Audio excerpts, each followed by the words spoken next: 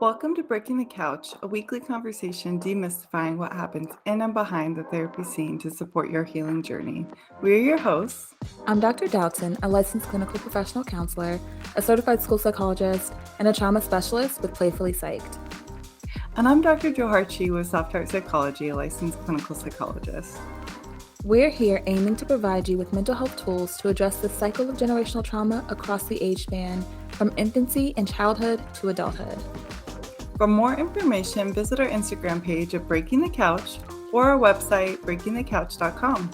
While we hope you love listening to and learning from our podcast, it's not a substitute for a relationship with a licensed mental health professional. All right, so today we're back and we thought it'd be really good to talk about trauma and the effects it has on the body and what that feels like for patients, clients, and even us as therapists,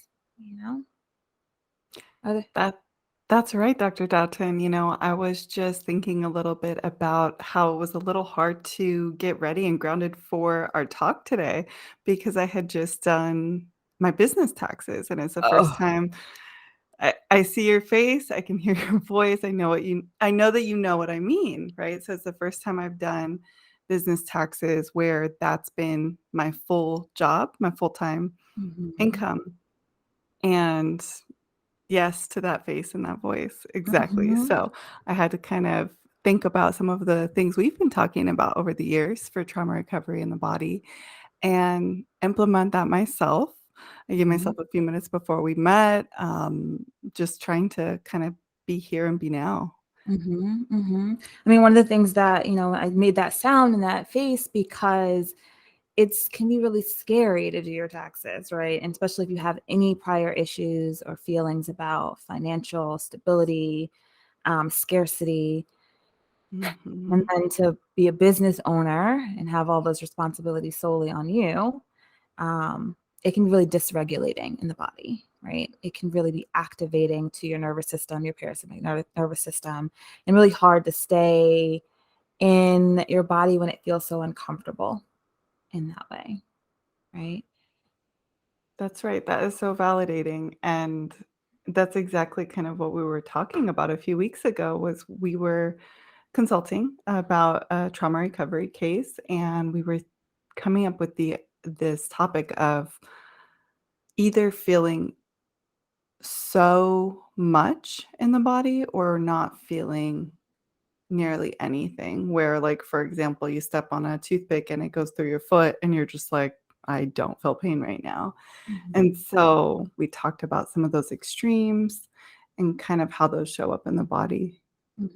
I mean, for sure, right? One of the things that I have, hear a lot from patients is, I'm fine, I'm okay. Or someone who is describing a really horrific traumatic event, matter-of-factly, and they're trying to think back to that version of themselves that actually experienced the event. And they're just like, no, I think everything was okay. That didn't seem scary to me. And then you have to put it into perspective. And you're like, okay, let me get this straight. You were running from someone and you locked the door to get away from them. And there was no fear. Right? Why do we lock doors?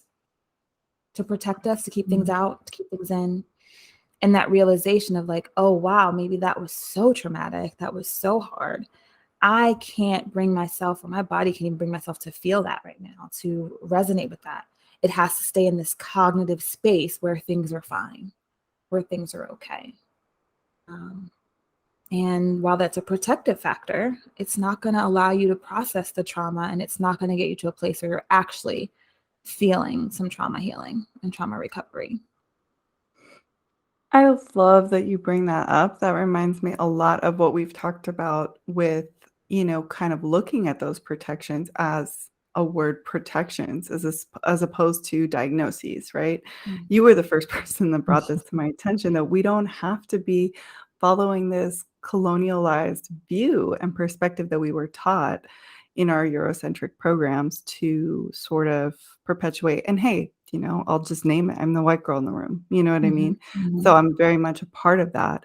And I would like to, wherever I go, acknowledge that privilege and name the elephant in the room and hopefully bring a little bit of decolonization to therapy by not constantly diagnosing someone because their protections are showing up in a way that, for example, has them put stuffed animals around them when they go to sleep or Mhm. lock the door, like you said, or these things that we don't necessarily want to not only stigmatize, label, but also like tell them to break down when they may very well protect someone.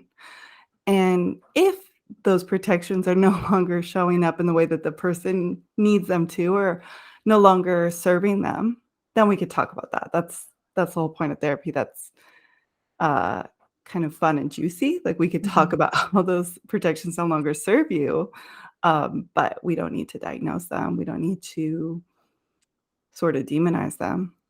Oh, for sure, for sure. That statement you just said reminds me of I don't know what book it was. It was one of the books that we read together, and the line is something along the lines of therapists need to be careful about taking down fences and taking down walls until they have a full understanding, until and unless they have an understanding of why the wall was built there in the first place, right?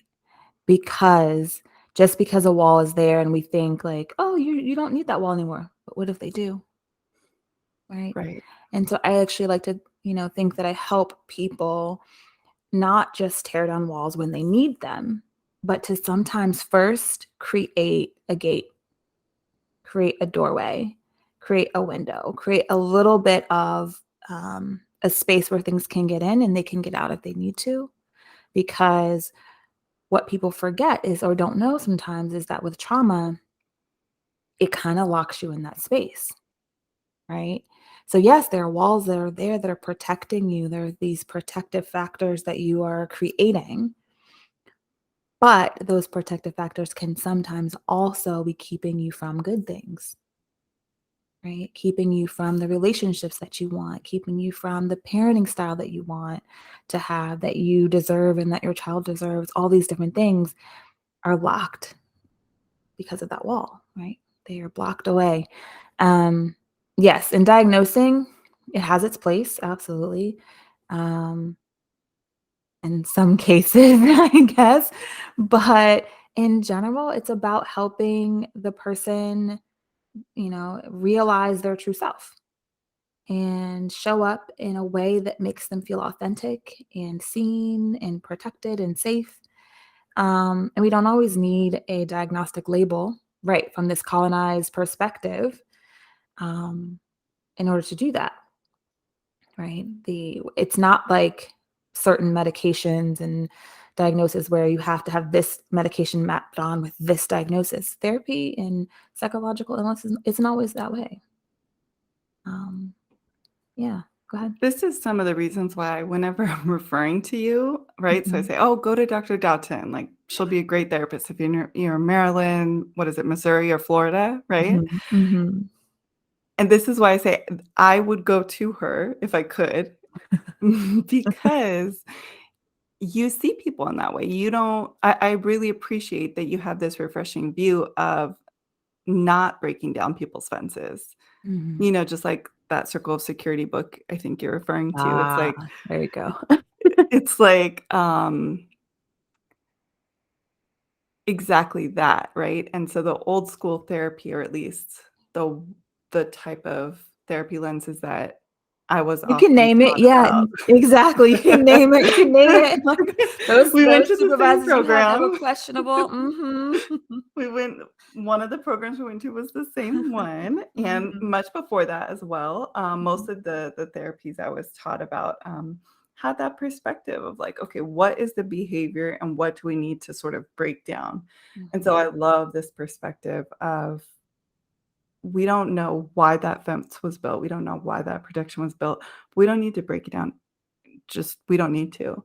And then you're also bringing in the sort of flip side of that of what could we be welcoming in if mhm, we address X, Y, or Z, or if we look at that fence, if mhm, we explore in a safe therapeutic rapport, we explore that in a way where you're not feeling demonized or penalized or diagnosed.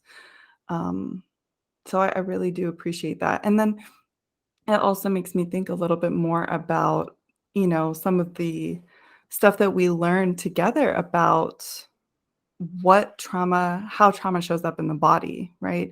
Mhm, So going back to that point that we were talking about where sometimes people either have that, "Oh, I'm fine." You know what I mean? mhm, The whole door locking thing that you just brought up so nicely, or pain feels so big and is sometimes, unfortunately, ignored mhm, mhm, um, by professionals, as we know. And so mhm, some of the things that we do behind the scenes as therapists, is you know this, Dr. Dalton, but I work sometimes to support people preparing for gender affirming surgeries, right? And mhm, so sometimes people will be like, "Hey, listen, I have this really funky relationship with pain and the way pain shows up in my body." And so mhm, we will literally I'm not a big homeworky person, but we'll literally write out their pain now and during the surgery so that mhm, they can kinda have an eye on things. It's almost like bringing reparenting into their gender affirming recovery process. So they are trying to recover from their surgery, and we just want them to keep an eye on it because they may have been told not to believe where their pain is at because of their traumas, or they may have been told to sort of gaslight themselves or tell themselves a different story. So we just ask them to like write it out so that they can kind of see where they're at. mhm, mhm, absolutely.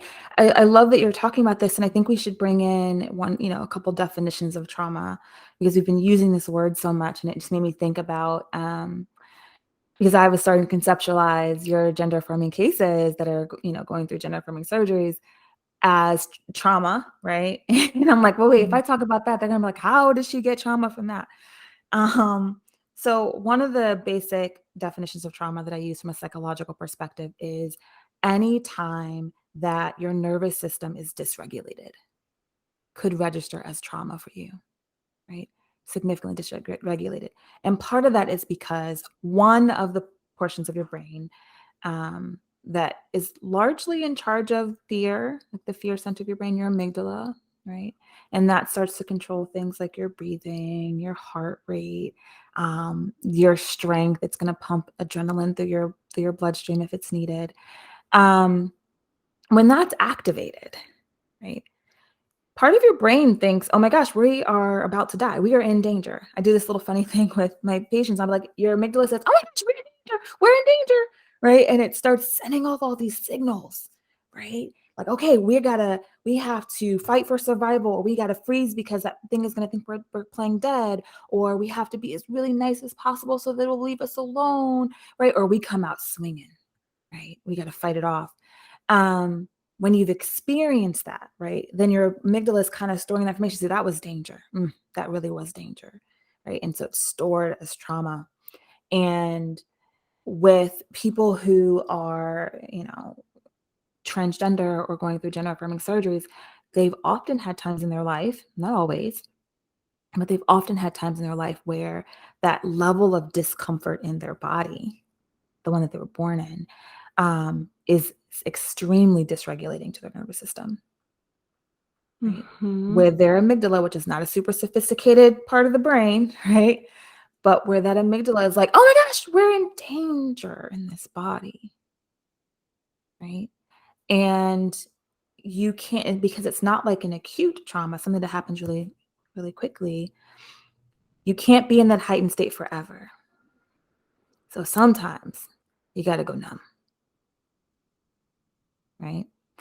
Um, so yeah, I think that that's super cool that you do that with your patients to kind of outline identifying what's happening in their body, because we can become really disconnected depending on the type and the frequency and the duration of the traumas that we've experienced. That was a beautiful explanation. I would just wanna kinda cut and share that with both, right? And so to the point, I love what you said about the amygdala, and it was such a compassionate view that really kinda touches my heart of what can happen for someone in their body. Mhm, I think you're absolutely correct, and, it also has me thinking of the part of what we said about just people saying that they're fine, even though they have a toothpick in their foot, mhm, or, you know, whatever pain coming up in their body. Mhm. And, I spoke for a second to my whiteness. I'm also Iranian American. And, you know, uh, there's a saying, it says like, Geryanakon, and it means don't cry. Right. Mhm. And so Mhm. that's like a thing that's said to like, it's just a thing that you say. And it's said to be kind, I think. I think that's Mhm. where it's supposed to come from. It's like, "Oh, you're sad or something happened, like, Geryanakon, like, it's gonna be okay." Mhm. And it's okay if it's not. It's okay that you're not fine.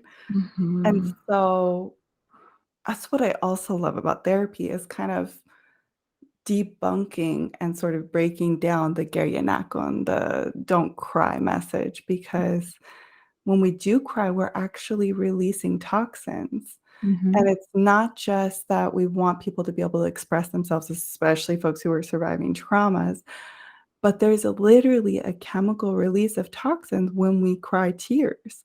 They've compared when we cry tears from peeling an onion to when we cry tears from an emotional reason, and there's Mhm. actually toxins in the latter, in the ones where we're just crying because we're sad or because we're in pain or whatever. So, I like the idea too of supporting someone on their expression journey, on their journey to cry, to feel all their feelings, their anger, their sadness, whatever else is there other than fine, Mhm. you Mhm. know? Yeah, I love that, and I can resonate with that. So, me as a Black woman, really strong advocate for my community and, Black children, Black women, Black people in general, and us getting finally growing into the possibility of being allowed to express all of our emotions, right? There's still work to be done there, but I'm a part of that fight for that. But that I'm not going to try to pronounce the word you just said, but the sentiment behind that is similar. It makes me think of, oh, you're okay. You're okay. Right. So someone comes to you, Mhm, a child, I'm going to put this in child perspective, but a child comes to you sad or hurt, or they just like scraped their knee and they're wanting comfort. And it's like, oh, no, no, you're okay. Right. Or there's this belief that if you just could turn away and don't pay attention when a child falls and cries, then they won't cry either. And they might not. But does that mean that they didn't hurt? Right. Just because you don't express something, with your verbal expression, your facial expression, doesn't mean you didn't feel it. Right. And so instead of turning away and pretending like it didn't happen, look and wait, and then you can ask, you can check in, right? You don't have to go gushing over like, oh, you're hurt. You don't have to label that if you don't know if they are, but you don't turn away from it either, because turning away from it teaches us that it is not okay for us to express this. This is not welcome here, right? And it creates that mask of like, hey, I'm fine, because that's all I'm allowed to be. And all that becomes this internalized process of trauma where they're not processing their feelings, they're not allowed to process their feelings. And, we end up here together, you know? So I love that you brought that up. So there's so many cultural pieces to understanding trauma, expressing it, what it looks like varies. And all these things aren't going to be covered in diagnostic approaches. Not very well. Okay, so thank you for sharing that, and I really appreciate hearing your perspective on that as a Black woman, as you said, and Mhm. not to put you on the spot, so totally jump in and let me know if I am. And when someone says that, they're about to put you on the spot, They're so about it's to put like, you on the spot "Uh-oh." for Yeah. sure, Right. right? So, feel free to share what you'd like about what that's like for you, Mm. the "it's Mhm. fine" thing. The it's Mhm. fine thing. Got it. So I'm gonna, be honest, and I was fortunate enough in certain ways that my upbringing with my mother, very rarely do I have memories of being asked to stifle my emotions, right? She let me be who I was. So I was really fortunate in that way. Um, Now, yes, as I got a little bit older, like towards I was a sensitive child and really empathic about other people's experiences. Um, that I did get hear the like, you're so sensitive. Why you're so sensitive, right? From a lot of other voices and people in the community, and um, started to learn like, okay, that's not what people want to see. But that never really changed who I was. Now, when we enter into school environments and college, when going to predominantly white institutions or PWIs, it wasn't, and then the workforce, right? That is when it became so obvious that who I am is not allowed to show up, right? Mm. Because of the skin that I am in. And especially when I went natural with my hair. So I would, growing up, I had a relaxer for a while in high school. And so when I made that transition to be natural at the time, and it was just like I had an afro, loud and proud and big and beautiful. Um, and then, transitioning to my beautiful long locks that I have now. But those types of things, those were stepping stones in my life where I had to make a conscious decision, because while now Black hair is starting to become a little bit more accepted in its natural states, um, this is, many years ago, decades ago, and it wasn't like that. So that was hard and challenging in learning how to code switch, and then coming to the realization that it doesn't matter how I show up. People are going to perceive me how they want to perceive me, through their lens of racism, through their lens of misogyny, through misogynoir, right? They're going to perceive me how they're going to perceive me, no matter how I show up. And so that's when I was like, oh, I have to become part of this fight to allow Black women, Black people to be themselves and show up authentically. Um, because no one is, like I said, allow before, in that like air quotes, because the systems that are set up are not safe for us, and we Mm. do have to fight to make that right, unfortunately, right? It's neither here nor there, but you can't stifle yourself forever to try to fit or get a seat at someone else's table. It's like, no, build your own table, build your own system, fight the one that's there, and go for it. And some of those are trauma experiences, right? Like, I don't believe that you can be a Black person in this country or in the world and not have experienced some trauma, even if you didn't internalize it that way. No.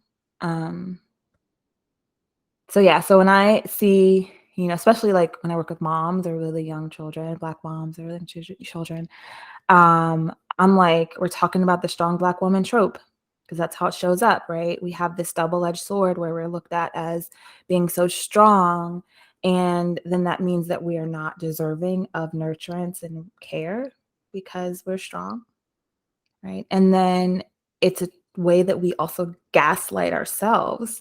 Well, because I'm strong, being sad or being hurt or being in need is weak. It's like, no, no, put that trope down. Feel your feelings. It's okay. Um, I get it. We can't, you know, it's still a work in progress, and we don't have the privileges as the average white woman has, right? To be able to Right. just to be. Um, but that doesn't mean in our protected spaces and our safe spaces that we can't show up and feel our feelings.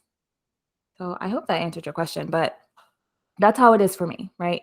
Understanding that maybe my start was different, but my lived experience through, at least through middle school and up in the world. I mean, obviously, I can go on for days for race stuff, even in elementary school. But I think when I understood what was happening was high school, college, and entering the workforce, those places where it's like, oh, you being you is not what they want, but you not being Mm. you is also not going to work. So, yeah.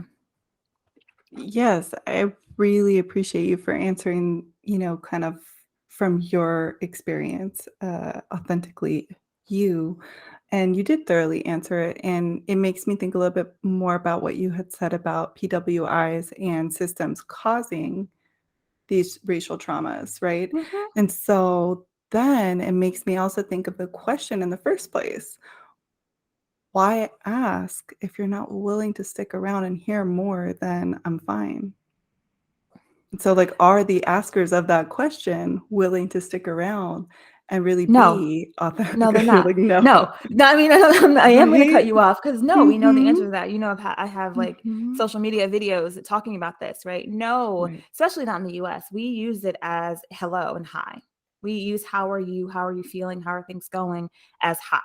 Not Doesn't have any acceptable. no, it's just a greeting. It doesn't have any actual meaning to it. And so I think Mm. I say that we should throw the question out unless it's with Yeah. people that you care about and that you really want to know the answer, and then you sit and listen. And then we work to show up authentically and give the answer or response. But no, it doesn't. No, no, no, no, no. And I say safe spaces because one of the institutions that I went to wasn't a PWI. I was an HBCU, a historically Black college university.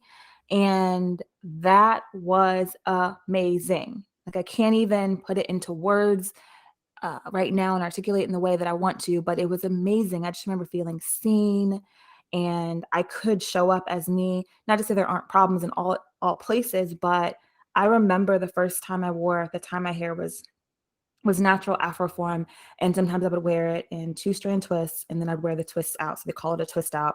And this was not a popular style when I was wearing it. Okay, this is a super popular style now. It is not was not a popular style then.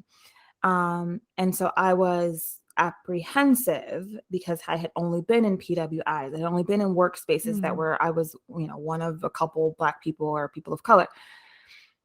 And the dean of my college saw me and stopped me. First of all, I had at this point I had a bachelor's degree. I had at least an associate's degree as well in an unrelated field. Had some certificates, and I was Mhm. in a graduate program. And I'd never met a dean of a college. Like, I never Right. just like walking. That was the first thing. And then they like stopped me so I maybe had seen them, but they had never stopped me. She stopped me and she said, "Oh my gosh, your hair is beautiful."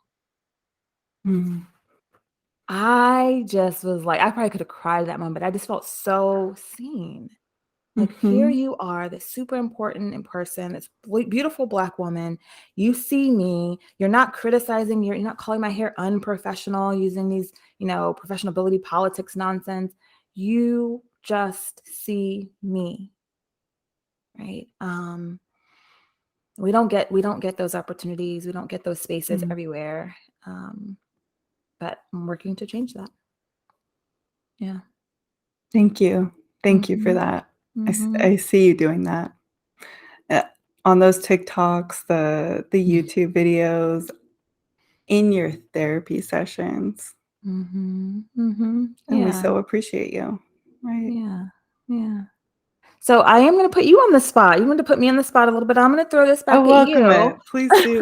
Mhm. And so, like, hearing about this and, framing your understanding of trauma, right? Right. What is it like for you, to be a clinician working in this field and understanding trauma as it is? Right. So that is such a good question. There are so many things that, in our last podcast, we had talked about where you and I had met. And then you were like, ditch the bus, come with me. We're going to talk a little bit more. And then after we met as like kind of just knowing one another, we started this trauma consultation group, right?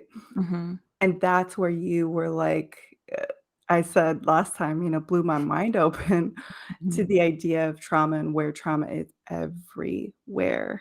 Mhm. And it was really clear to me how after, of course, you taught me, like, here's trauma, here's trauma, here's trauma. It was very clear to me, like, how trauma could show up in, medical trauma, racial traumas, all these things. With that being said, it took me a while longer to notice 2 things. What they talk about in The Body Keeps a Score and what they talk about in The Deepest Well, right? Mhm. So, The Body Keeps a Score, remind me who's the author?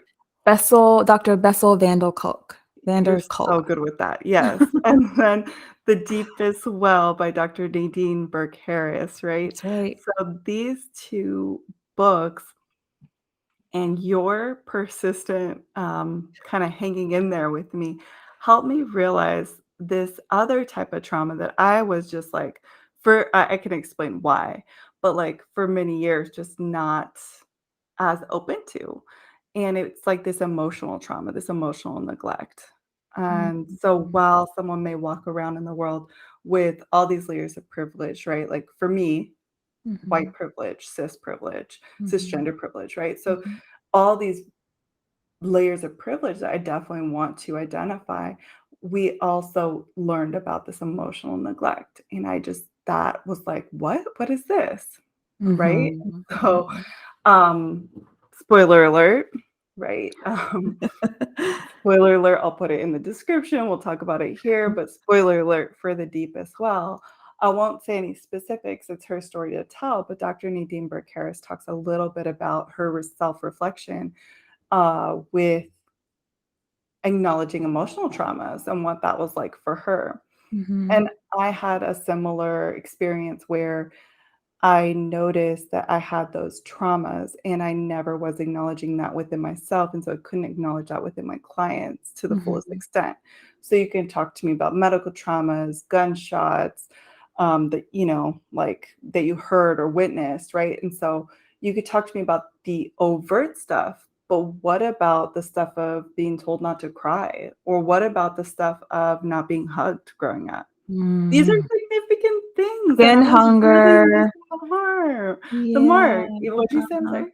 Skin hunger, that made me think Mm, of, Dr. Bruce skin Perry's hunger. The Boy Who Was Raised as a Dog, right? Not being held, not having that touch. I'm always talking about, like, physical touch and how important that is in young children, for all of us really, but and for young children especially, right? That's neglect, it's emotional trauma.